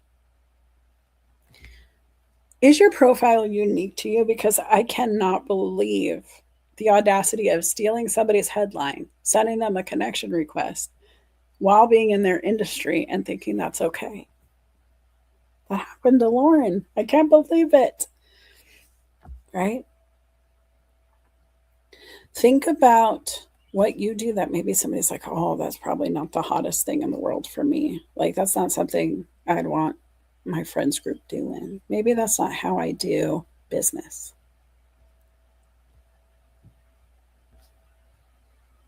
Aaron says, YouTube experts are always DMing to tell me what they feel I'm doing wrong, which results in an instant block. There you go. I love it when people come to your DMs and tell you, hey, you're not doing it right. Did you read my business plan? Were you part of the planning meeting with my coach? Did you ask me why I'm approaching it this way? I wonder how many people called Disney or told Disney, hey, bro, you're doing it wrong. the right people will find you. Aaron, I'm going to call you out. Can you tell me about the YouTube experts? Yeah, I mean, they have their opinion, but where are you on views? I would love to know. Uh, the other so-called YouTube experts say, "Hey, this is who I am, and if you need their services, don't get the block." There you go. All right, Felipe is backstage. I'm going to bring him up. Felipe, what's coming up for you right now? What do you got going on here this morning? It's a lot, but not really everything either. Right now, I am building a bookcase with my lovely wife. That's going to be my new backdrop for lives because Nice. I decided that I need to have a little more branding and a little more consistency with what I do. And so this bookcase is about to fall apart as I do this. And so it's one of those things where we invest in ourselves, in our brand. Like you said, you pick one avenue, one lane, and you try to stick in it. But you know, oh, that didn't work. But yeah, no, I think that when we're looking at, like you said, our garden or what we're trying to do, you know, if we get if we spread ourselves too thin, we end up like being like background noise. Whereas people listen to you if you focus on main topics. Like, I'm not going to get into a whole area of automotive. I'm not going to get into areas of healthcare. I'm not going to get into areas of even neuroscience. That's not; those aren't my lanes. Can I touch on them and ask questions? Sure, but I'm going to focus on what I do know, and that's the workplace, coaching, and and family. And I mean, you saw Sajith, right? Or maybe you didn't. You were multitasking. But Sajith Kumar's profile, when you go there, Felipe, there's no question what he does, right? And when I go to your profile, I get the consulting, the coaching, the whole business aspect. I get HR and I get author. I also get dog owner. I'm not gonna lie, that's the next one that just wanted to pop off the top. Usually I do three things, but guys, the puppy's there, Copper's there. And so who in your network, and you're not allowed to say me or anybody who's in the comments, who in your network beyond those people pops like that? When you go to their profile, you know immediately who it is and what they're up to. You know, John Asperian is probably the first person that comes to mind. I met him 10 years ago. He's in the UK, and his thing was data. And what he would do is when there was a new thing on LinkedIn, you would hear him say, "Oh, there's a new feature on LinkedIn. I'm going to test it out." 6 months later, he'd come back with all the data that he did on the research and provided us results. There's no question that he was the data guy. If you want to know about LinkedIn data and what's happening with certain things and get some actual evidence, it screamed that. Um, you look at Nick and Guy Galindo 5 years ago. She had three or four different things that you may have seen when you went to her profile. Today, it's 100%. She is a publisher, author, and that is what she is all about. But it changed. Yes, and that clarity helps, guys. Let's be honest, Felipe, what is your biggest turn on? I want to, one thing on that profile, you see it, you're like, I can't. I'm just not gonna. Is there anything that comes to mind? Wait, repeat that one more time. The one thing that you see on our profile and you're like, no, I can't connect with this person because I see this thing. Is there anything that turns you off immediately? Um, I mean, honestly, if I think somebody's being overly political, that turns me off right away. If somebody is, I can grow your business 10 times, that turns me away because I've yet to find someone that says that when I look at their business, they've been highly successful. I'm like, okay, if it works for the people, why haven't you done it yet? So there's just those scams, those overly political ones that turn me off. As a recruiter, what turns me off? Incomplete and inactive profile. I don't care if you're posting, but have your profile up to date and accurate and what's on your resume, because a digital resume is the way of the future. And whether it's on LinkedIn or somewhere else, that's the way people validate and verify you. 100%. Especially with Lauren's comment about verification. Look, when I verify myself, a lot of people are like, oh, I don't want to get my license. I'm like, you know what? I want people to know who I am. And if I ever get hacked, I want LinkedIn to know that I've already been verified and they know this is my account, not anybody else's. That right there, guys. If you're growing on LinkedIn, you're going to be a target. That's just what it is. People want to take your account and just take it over because they can do nefarious things. If they pretend to be me, if they get access to my account and they message Felipe and I'm like, Felipe, I need $500 immediately right now. Help me out, bud. If I send that to Felipe, I'm pretty sure like he's not going to say no. I'm not going to say yes. I don't know. But at the same time, that's how they get you, right? They hack into grandma's Facebook account and then grandma goes, oh, honey, I don't have groceries. Send me money. And grandma's fine. Grandma just lost her email password. That's all it is. But it happens. And if you're verified, you can tell LinkedIn, hey, I've lost access to my account. Same with Facebook and Instagram, guys. It's the way of the future because it's paid security. Like some of them charge you to do it. LinkedIn doesn't, which is great. Again, it's a free platform. Yes, they're going to have your data. Shocker, you're on the internet. We all have all the data. There's not much hidden on the internet these days, guys, unless you're actually in a secure environment on purpose and you're intentionally blocking your data at all times. Nefarious things can happen here. It's a bad playground for bad people to be on, and it's a great place for great people to be on. And so you have to protect yourself. But I love those insights because, and I want to hear from you guys too. What is that thing on a profile that turns you off? I will tell you, for me, I go right to your comments. I don't care about your post. I mean, I want to see your posting because why am I going to connect with you if you're not showing me something? If you're not feeding me, then I'm feeding you. And if you're not commenting, or if you're commenting negatively, I don't want to take what you're feeding me, right? So I will go to your comments and see how you behave. And if you're giving wonderful insights, if you're thanking people, if you're doing nice things, that's wonderful. If you come in and tell people terrible things about themselves, or hey, this post is inappropriate, or you're out here being a hall monitor without a badge, you're not my friend. I don't want to be. I won't engage with you. If you want to have a show where you're giving feedback and you're doing it yourself and you're giving like I am, cool. But if it's in the comments on other people's posts and you're just tearing people down, if you're negative, if it's all, this is woe is me, the woe is the world, everything, the sky is falling, my name is Chicken, I am little, I'm done. I just can't do it. And so comments are the place where I go first. I like to see the pictures you post and see if they grab my attention. If they're all going to be contrary to things that stimulate my brain, I'm probably not going to go there. If I can tell it's fully AI generated all the time and there's no you, I can do that myself. I have the subscription too. And so I think for me, it's, are you you? And are you a person I'd want to sit next to in the room? If I had to summarize exactly what I just said to you. Christine says, I use the carousel features for my background on my profile. It shows me presenting. It shows me at networking events, et cetera, et cetera.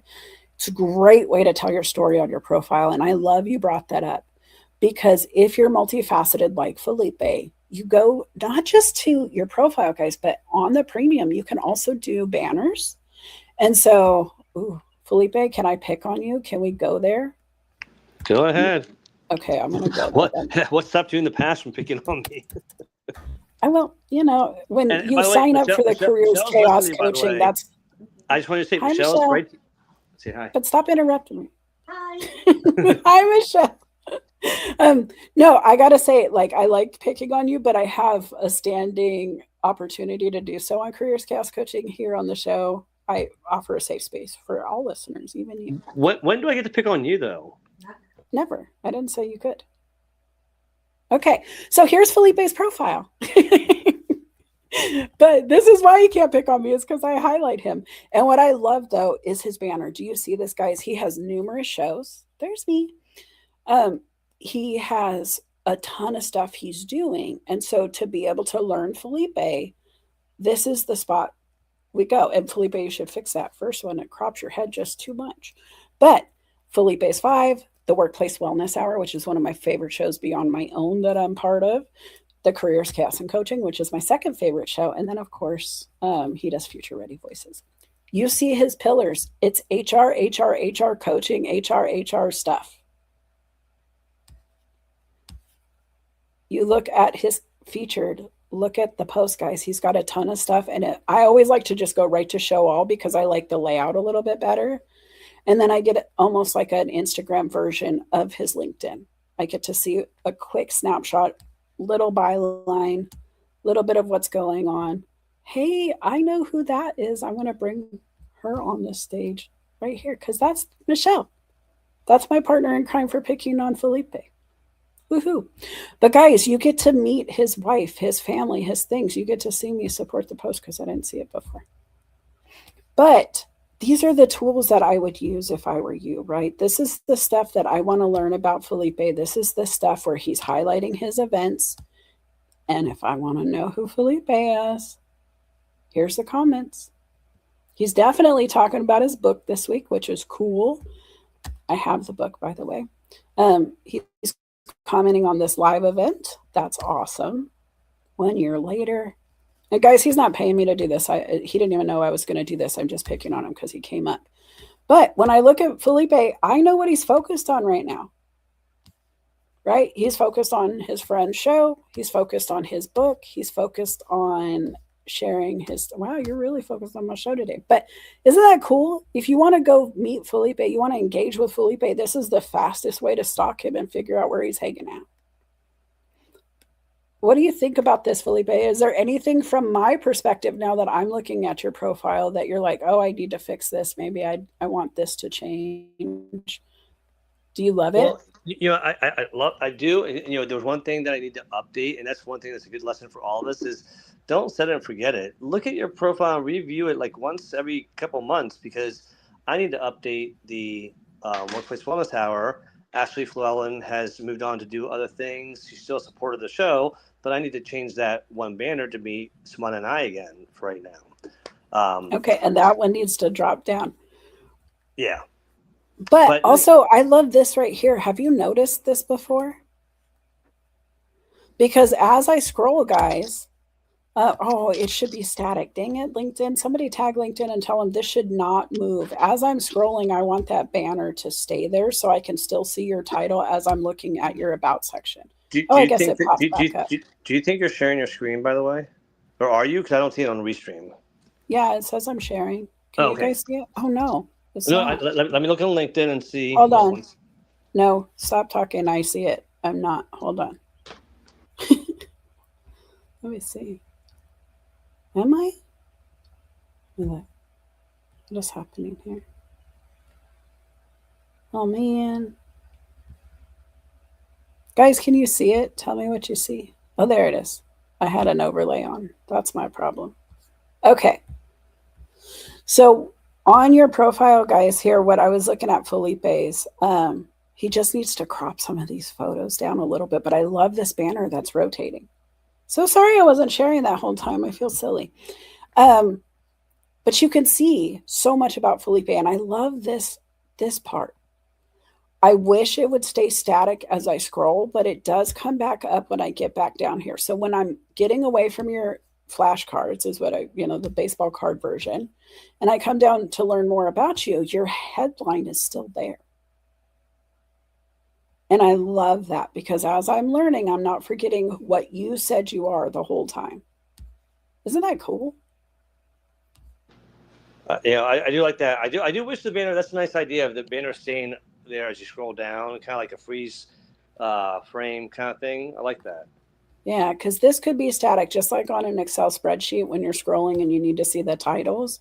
I feel like that's the exact same thing I want from the headline as I move. And it does work, I guess. It's just funky. Maybe it's because I'm presenting.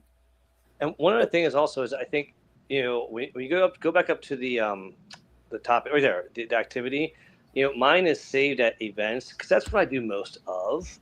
But you can save it if you do more images, if you do more posts. It's nice to be able to have that customized to what you do, Right. I mean, no, absolutely. I like, and this is the value. Let me show real quick just the differences, guys. Okay. So ROI, if I go to post, I get two right next to each other. I can go and scroll some more if I want, but I'm not a big fan of this carousel feel at all. If I go to comments, I get three. If I go to videos, I'm getting eight, all right there. And I kind of get to see a lot of Felipe and I get to see what he's talking about, right? I dig that. And I'll go through and I'll be nosy and I'll see which one I want to click on. If I look at images, I can tell Felipe likes to use marketing in image format more than others. If you want to connect with who Felipe is as a human, I'm probably going to go to his videos, not his images. And that's just feedback for you, Felipe. Like there's a vibe I'm seeing, right? Which is great. And maybe that's the plan. Then I have the articles, just like Sajith Kumar had. He's very focused on workplace. He's very in his craft when he's doing articles. The events, he can tell me flat out who's here and why. I can tell how many people are even showing up, which is fun. Maybe the event didn't stream well, but wow, this one right here, 346 views, that was huge. Look at us. We had 498 views on this one, right? And so being able to see what are those things people love to hear Felipe talk about and maybe what doesn't reach as far. You can't, it's just a grain of salt data, guys. This is not perfection. But these are things that I would assess as I'm going through, and then his documents. That is very relevant for topics in HR right now. If I'm recruiting in HR, this is something that I would love to see shared. I can quickly filter through this, which I love from LinkedIn, tell them on the UX side that I love what they're trying to accomplish here. But this is the value. And if you're not doing this for the HR people who could hire you, you're losing out. Because when I interview with Felipe for the role after I've done my research and I go, wow, you're also a podcast host. Can we, I mean, it's not job relative, but can I just ask about that experience? Felipe now, as an HR person, gets to talk about passion. Felipe, what would be the game-changing moment? Like, is that a game-changing moment for you in an interview if I were able to go, hey, I saw on your LinkedIn, you have your banners of the 5 shows or whatever you're doing, whatever it is. What would that do for you in an interview compared to a candidate who doesn't make a comment or doesn't have a reference point like that? I mean, it just shows that it validates what I say I do. I can say, oh, I talk about this on a regular basis. If you want to hear or see where I talk about it, check it out here, because that's the reality of it. We can all say in an interview, oh, I do this really well, until someone says, well, prove it. Walk me through the steps of how you do it exactly, or show me where you've done it. And this is one of those ways of saying, oh, he actually does talk about it. All right, let's see how he sounds. And so I think that's where you have to really think about how do people know what you're doing and what you're talking about, and how can you validate it? And LinkedIn's a great way of doing that.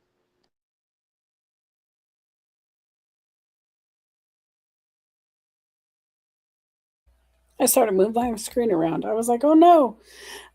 LinkedIn is a really great way to play. And Aaron, if I missed a message from you, I'm so sorry, friend.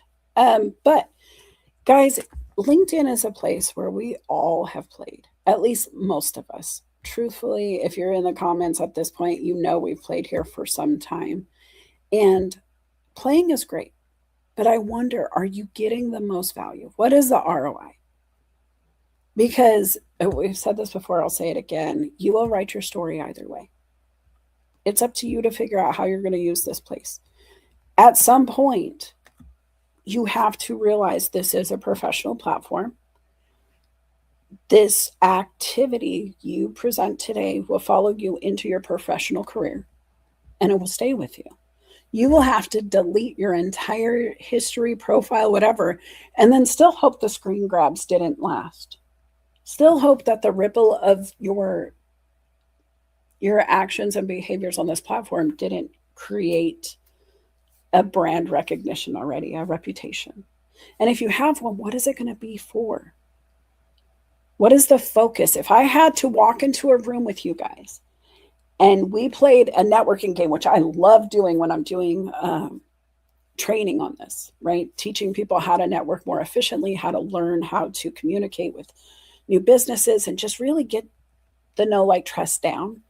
If I had to present any of you that have been in the comments today, I could. I could absolutely talk about pillars of your brand and explain to people what you do. There are some of you that would be a little harder to articulate, but because I know you so well personally, I've talked to you, I've seen what you do here. I would figure it out and brand and market for you. But there are brands that could tighten up on LinkedIn. I am one of them, even. If you want to get really successful on LinkedIn very quickly, you do niche down. You have one thing you do and you only offer that thing. If you want to be a great photographer today and really get a perfect business started, you tell them you do senior pictures, you do weddings, you do headshots for professional platforms, and you only do one of those things. After you're successful, after the bookings happen, when there's some gapping in between, then you can offer the others and add. But the very most successful businesses start with one product and add later. You get a burger and you make it the best burger ever. And then you add the fries and milkshake. Does that make sense, guys?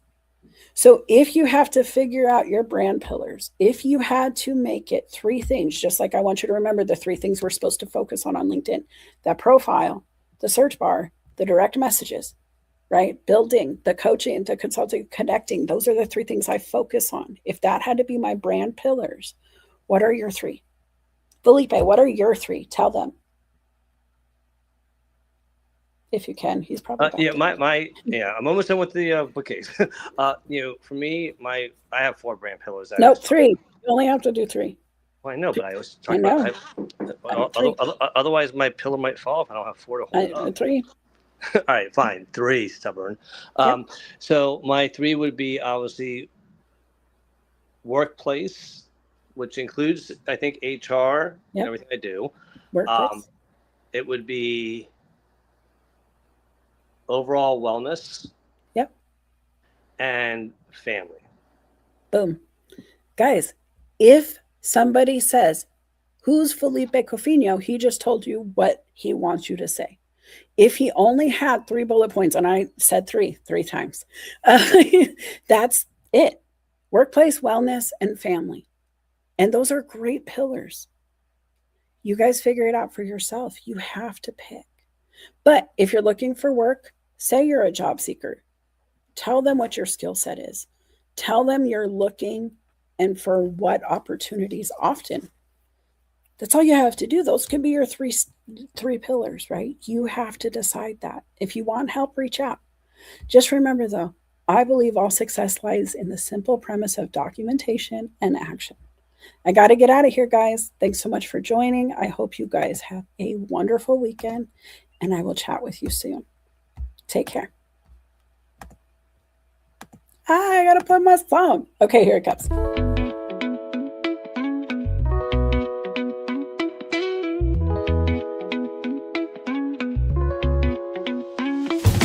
Sunlight creeps through my window pane. Dreams of stars, now a faint refrain. Coffee brews and thoughts collide in this early morning ride. Wake up world, let's start the day. Insight flows in a bright array. Questions dance like morning dew.